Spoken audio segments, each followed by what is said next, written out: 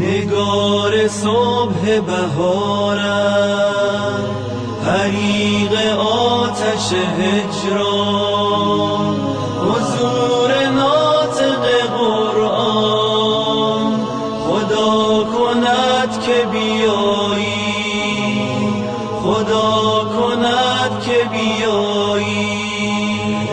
گل همیشه بهارم، نوای نای نیستان، زمین روشن باران، خدا کند که بیایی، خدا کند که بیایی. اعوذ باللہ من الشیطان الرجیم. بسم اللہ الرحمن الرحیم. الحمد للہ رب العالمین والصلاة والسلام علی سیدنا محمد وآلہ الطیبین الطاہرین الذین اذهب اللہ عنہم الرجس وطہرہم تطہیرا. اللہم صل علی محمد وآل محمد واللعن الدائم علی اعدائهم اجمعین من الآن إلى قيام يوم الدين. أما بعد، قال الله تبارك وتعالى في كتابه الكريم: أعوذ بالله من الشيطان الرجيم. إن الدين عند الله الإسلام وما اختلف الذين أوتوا الكتاب إلا من بعد ما جاءهم العلم بغيا بينهم ومن يكفر بآيات الله فإن الله سريع الحساب. بحث طہارت میں ہے جو مقدمہ نماز ہے.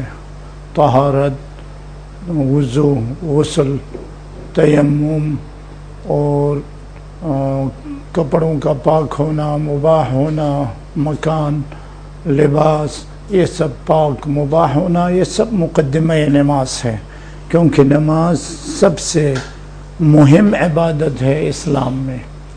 اور اسی طرح جس طرح اسلام میں اہم ہے اسی طرح شیعیت میں مذہب امامیہ بھی ہے.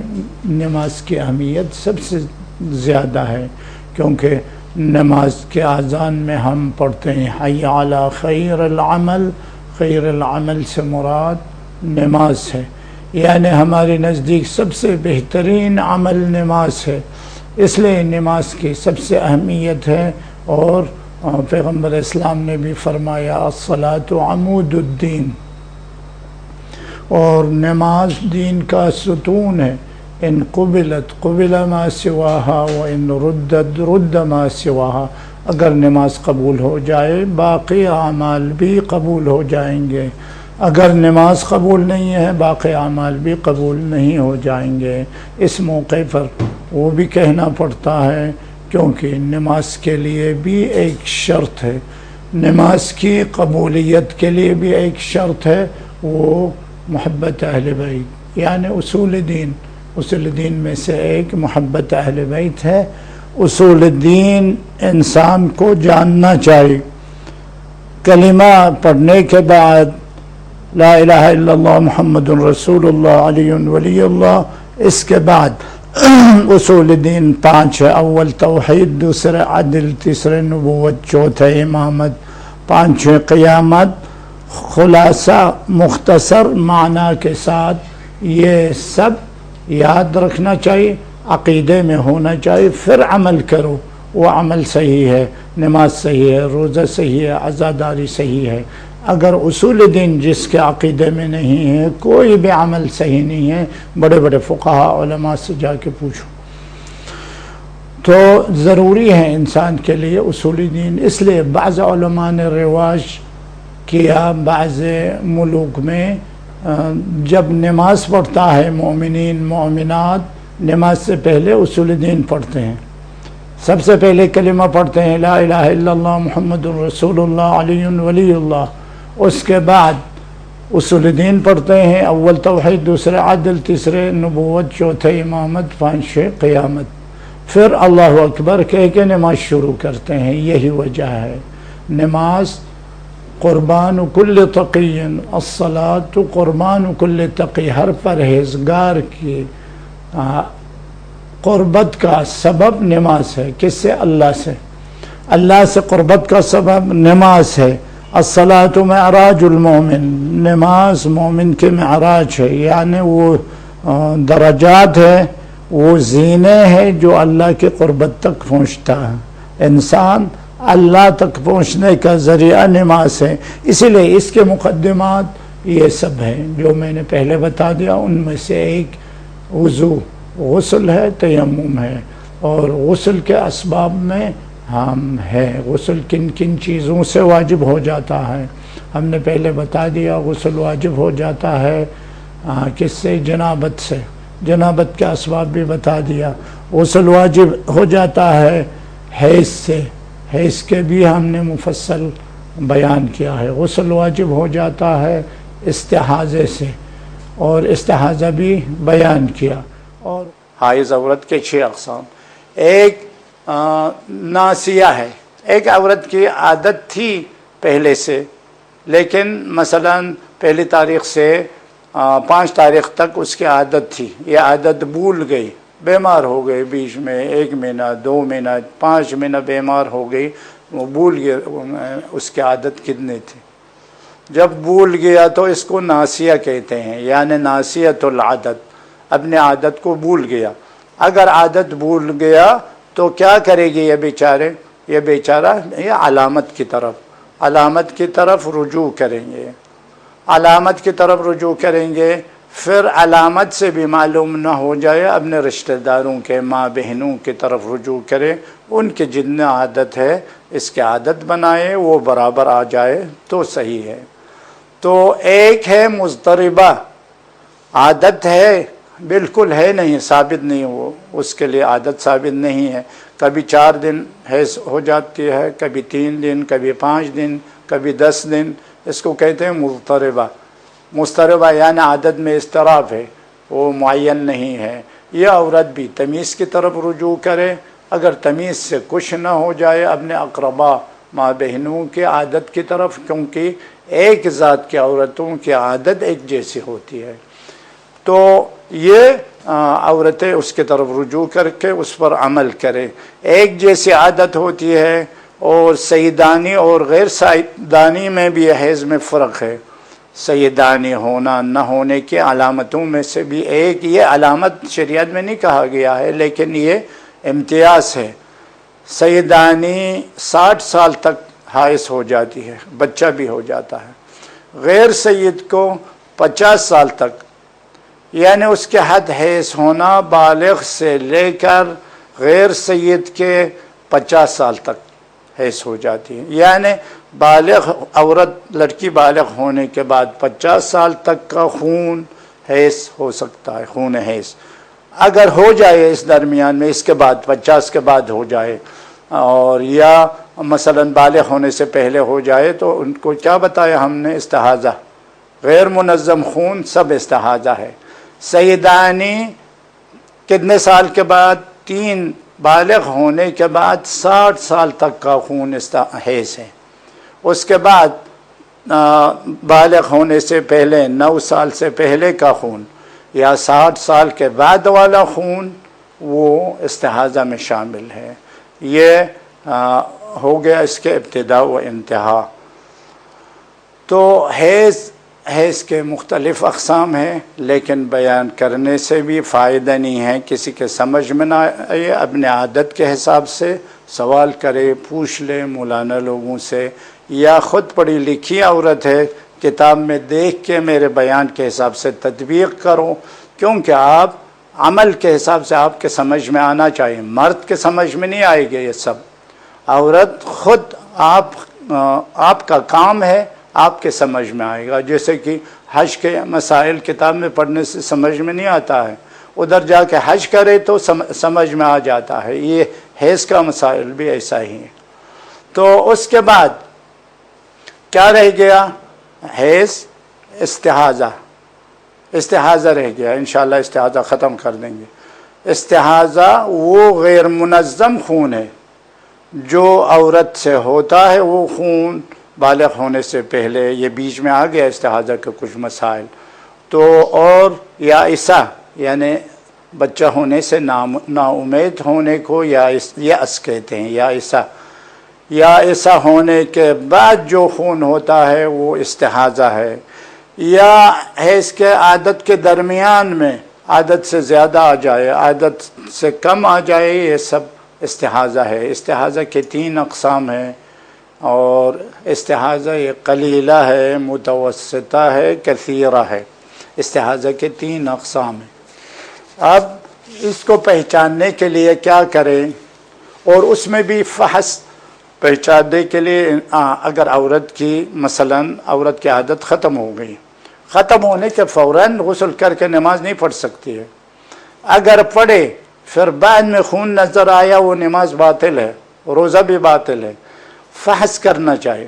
فحص کس طرح کرنا چاہیے؟ حیض کے آخر میں، حیض کے آخر میں فحص اس طرح کرنا چاہیے، خون کی جگہ میں روئی ڈالے، اور روئی ڈال کے جتنے مدتوں میں خون آتا رہتا تھا ان صبر کرے، صبر کرنے کے بعد وہ روئی نکالے، نکال کے دیکھے وہ روئی ملوث نہیں ہے خون سے، پاک ہو گئے، غسل کر کے نماز پڑھو۔ یہ ضروری ہے عورتوں کے لیے۔ اگر وہ ملوث ہے تو ابھی حیض میں باقی ہے، نماز نہیں پڑھ سکتے، غسل بھی نہیں کر سکتی ہے۔ تو استحاضہ کا وہ فحص کس طرح کرنا چاہیے؟ استحاضہ قلیلہ ہے، متوسطہ ہے، کثیرہ ہے، اسی طرح خون کی جگہ میں روئی ڈالیں گے، روئی ڈالنے کے بعد روئی ملوث ہو کے نکلے خون سے، اس کو قلیلہ کہتے ہیں۔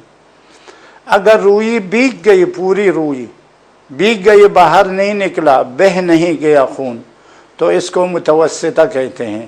اگر روئی بیگ کر باہر بہہ جائے، بیگ گئی روئی ہم بہہ جائے، اس کو کثیرہ کہتے ہیں۔ تو ہر ایک کے لیے الگ الگ حکم ہے۔ اگر استحاضہ قلیلہ ہے، یعنی اس میں سے استحاضہ کے اقسام میں کتابوں میں لکھتے ہیں فقہا، استحاضہ کے اقسام میں کچھ غسل کے اسباب ہے، کچھ غسل کے اسباب نہیں ہیں، یعنی کثیرہ اور متوسطہ غسل کے سبب ہے، غسل استحاضہ کرنا واجب ہے۔ لیکن اگر قلیلہ ہو تو غسل واجب نہیں ہے۔ قلیلہ کیا کرنا چاہیے؟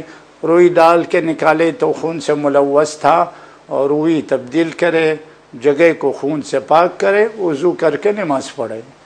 وہ سبب غسل نہیں ہے، سبب وضو ہے، سبب وضو ہے۔ یہ استحاضہ قلیلہ ہے۔ متوسطہ کس کو کہتے ہیں؟ روئی بیگ گئی پوری اور باہر نہیں بہہ جائے، یہ متوسطہ ہے۔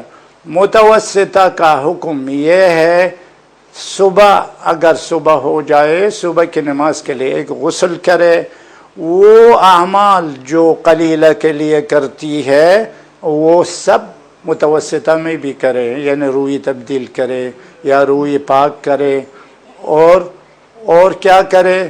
روئی میں تبدیلی کرے اور پاک کر کے وضو بھی کرے، غسل بھی کر کے نماز پڑھے، پورے نمازوں کے لیے، دن رات کی نمازوں کے لیے یہ ایک غسل کرے، یہ متوسطہ کا عمل ہے۔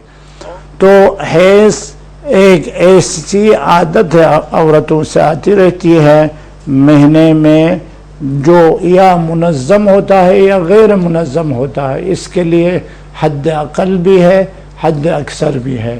سب سے کم حیض 3 دن تک ہو جاتا ہے، اگر 3 دن سے کم اگر حیض ہو جائے وہ حیض نہیں ہے، یا 10 دن سے زیادہ ہو جائے، 10 دن سے زیادہ ہو جائے وہ بھی حیض نہیں ہے۔ اب کوئی سوال کرنے والی سوال بھی کر سکتا ہے، سوال کرنے والا سوال کر سکتا ہے، اچھا یہ 3 دن سے اگر کم ہے خون ہو یا 10 دن سے زیادہ ہو تو وہ کون سا خون ہے؟ تو ہم بتا دیں گے، وہ خون جو غیر منظم ہے اسی کو استحاضہ کہتے ہیں۔ استحاضہ کے 3 اقسام بتا دیا شاید ہم نے، استحاضہ قلیلہ ہے، متوسطہ ہے، کثیرہ ہے، وہ بیان کیا۔ تو وہ استحاضہ ہے غیر منظم، اگر 2 دن 2.5 دن عورت سے خون آیا تو یہ 2.5 دن حیض نہیں ہے، حیض نہیں مانا جاتا ہے۔ 2.5 دن خون آنے کے بعد بند ہو گیا، یہ ایام استظہار کہتے ہیں۔ 3 دن تک احتیاط کرنا چاہیے، عمل مستحاضہ بھی کرے اور جو حائض ترک کرنے والی چیزیں ہیں ان کو ترک بھی کرنا چاہیے. اگر مستحاضہ کے عمل کیا 3 دن تک اس کو دوبارہ عمل کرنے کی ضرورت نہیں ہے قضا کرنے کی، لیکن 2.5 دن حائض ہونے کے بعد بند ہو گیا تو اس کو اگر احتیاط نہیں کیا ہو یہ عورت اس کو قضا کرنی پڑے گی. 2 دن 3 دن کے نمازیں اور روزے سب کے قضا کرنا پڑے گا، کیونکہ ایام حیض میں نماز کے قضا نہیں ہے، روزے کے قضا ہے.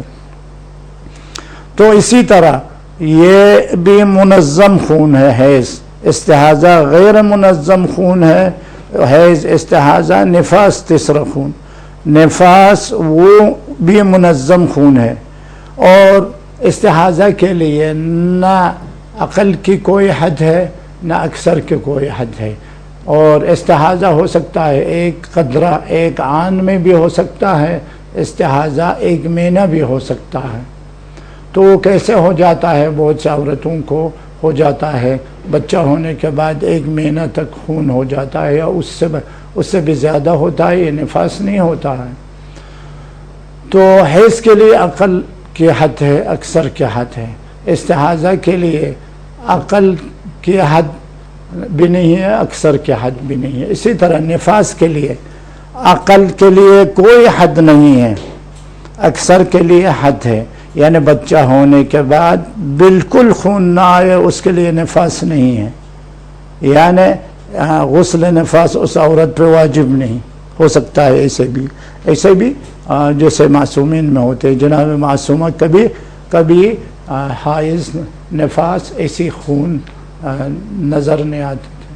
تو ایسے دنیا میں کوئی بھی عورت اگر ایسا ہو بچہ ہونے کے بعد کوئی بھی خون 1 قطرہ بھی نظر نہ آئے اس کے لیے نفاس نہیں ہے، غسل نفاس اس پر واجب ہے. اگر بچے کے ساتھ 1 قطرہ بھی خون آئے وہی نفاس ہے، اس کے اوپر غسل واجب ہے. 2 دن آئے، 3 دن آئے، 4 دن آئے. اب اس کے لیے اقلیت میں کوئی حد نہیں ہے، لیکن اکثر میں کوئی حد ہے. اکثر میں حد ہے یقیناً.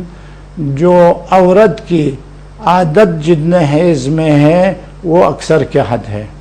مثلا عورت کے حیض کی عادت 7 دن ہے، اب بچہ ہونے کے بعد بھی 7 دن نفاس ہے، وہ 7 دن عبادت کو ترک کرے. 7ویں دن کے بعد اگر خون آئے وہ غیر منظم خون ہو گیا، وہ استحاضہ ہے، وہیں اس میں استحاضے کے عمل کرے. استحاضے کے عمل یا استحاضے قلیلہ یا استحاضے متوسطہ یا کثیرہ، کوئی بھی ان میں سے ایک آزمانے کے بعد عورت آزمانے کے بعد اس میں سے ایک کا عمل کرے. ایک محترمہ سے فون پہ ہم نے پوچھا، فون پہ یہ خونی مسائل پوچھتی رہتی ہیں خواتین. میں نے ان سے پوچھا اچھا نفاس کا حد کہاں تک ہے؟ بولے مولانا 40 دن. اور 40 دن تک بچہ ہونے کے بعد نماز نہیں پڑھتی. ایسا ہے کوئی دنیا میں پتہ نہیں کس مذہب سے لایا، وہ 40 دن تک بچہ ہونے کے بعد نماز نہیں پڑھتا. جب 40 دن ہو گئے صاف صفائی کر کے اور نماز پڑھنا شروع کرتے ہیں. یہ سب گناہ ہے.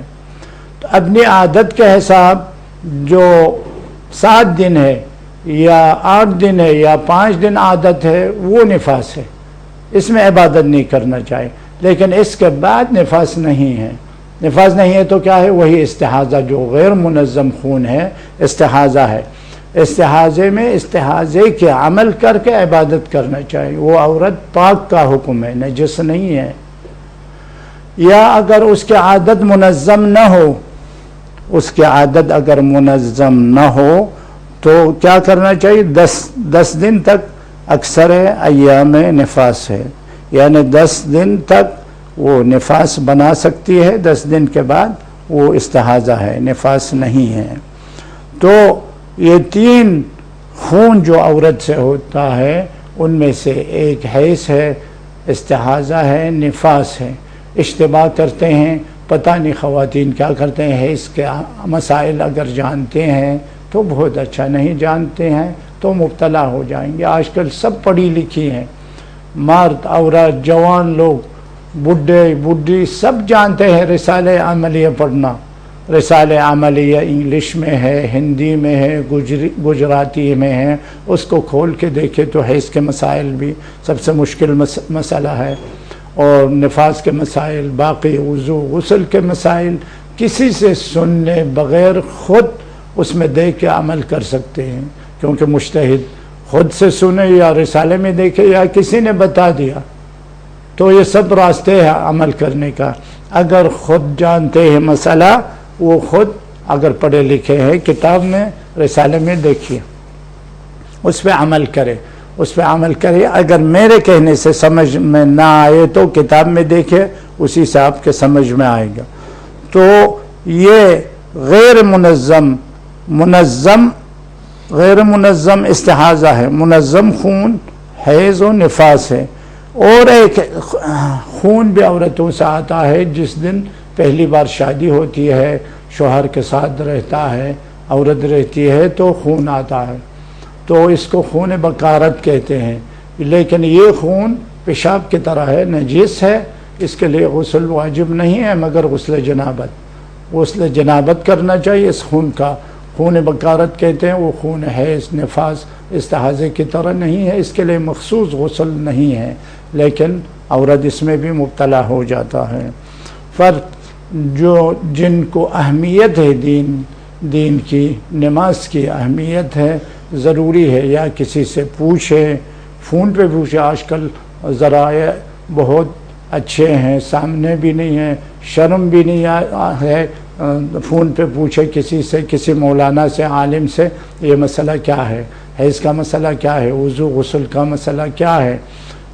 تو آدمی بھی پوچھ سکتے ہیں اپنی سر کے مسائل، عورت بھی اپنے سر کے مسائل پوچھ سکتا ہے مولانا سے. اگر وہ مولانا نہیں جانتا ہے تو وہ بتا دے گا، میں نہیں جانتا ہوں، دیکھ کے بتا دیں گے. اگر وہ جانتا ہے تو بتا دیں گے.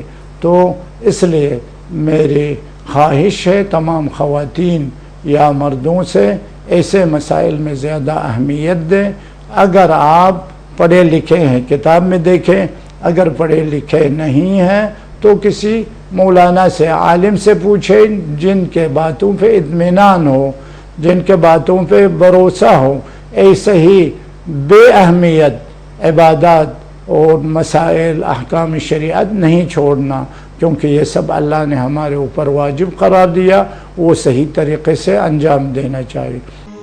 نگار صبح بهارم، حریق آتش هجران، حضور ناطق قرآن، خدا کند که بیایی، خدا کند که بیایی. گل همیشه بهارم، نوای ناینه